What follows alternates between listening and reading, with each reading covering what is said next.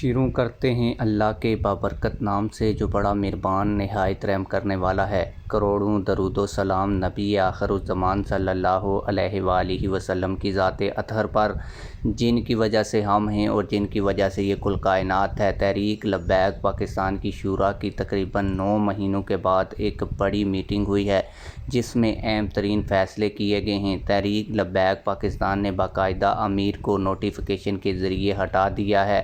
تحریک لبیک پاکستان کی شورا نے یہ فیصلہ ایک میٹنگ کے بعد کیا۔ مکمل تفصیلات کیا ہیں، نوٹیفیکیشن کہاں پر ہے، یہ آج کی اس ویڈیو میں آپ لوگوں کو دکھاؤں گا۔ لیکن ویڈیو شروع کرنے سے پہلے آپ لوگوں سے یہی گزارش ہے کہ ویڈیو کو لائک کریں، چینل کو سبسکرائب کریں تاکہ ہماری ہر نئی آنے والی ویڈیو بلا تعطل آپ لوگوں کو ملتی رہے۔ تحریک لبیک پاکستان کے امیر کو باقاعدہ مائنس اس نوٹیفیکیشن کے ذریعے کر دیا گیا۔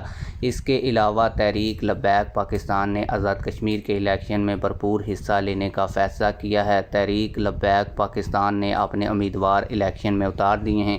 پہلے الیکشن کے حوالے سے آپ لوگوں کو اپڈیٹ دے دوں، پھر میں آپ لوگوں کو تحریک لبیک پاکستان کی شورا کا 9 مہینے کے بعد جو میٹنگ میں فیصلہ ہوا ہے تحریک لبیک پاکستان کے امیر کو ہٹانے کا، اس کا نوٹیفیکیشن بھی آپ لوگوں کو دکھاتا ہوں۔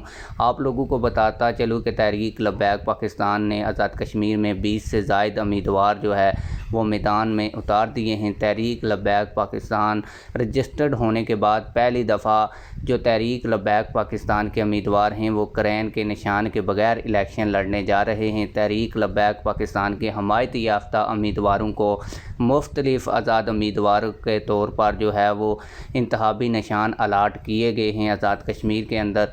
تحریک لبیک پاکستان کا جو انتخابی نشان کرین تھا وہ تحریک لبیک پاکستان کے کسی امیدوار کو جو ہے وہ election commission of Azad Kashmir نے نہیں دیا، لیکن پھر بھی تحریک لبیک پاکستان کے 20 سے زائد امیدوار الیکشن لڑنے جا رہے ہیں۔